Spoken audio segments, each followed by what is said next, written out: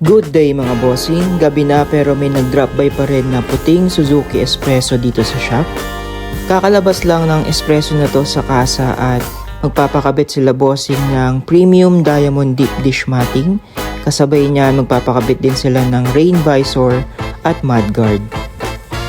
Fresh na fresh pa itong espresso ni bossing. Kita nyo naman bagong bago pa talaga. Nakabit ko na yung rain visor dito, as you can see. Perfectly fit siya para dito sa Suzuki Espresso. Check natin sa kabilang side. Ganun din. Ayan, lapat na lapat siya. At sa mudguard, syempre ganun din. Ayan, para mabawasan yung mga talsik ng mga aspalto, bato sa body ng espresso natin. Ayan. Ito naman yung sa likuran. So, fit na fit siya para sa espresso.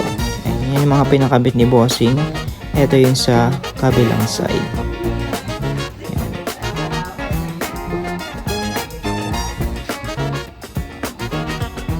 Ito naman yung actual fitting ng premium diamond deep dish matting.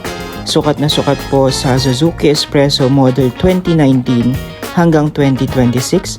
Pare-parehas lang po. Overtime na po kami. Gabi na. Pero okay lang. Maliwanag na sa shop.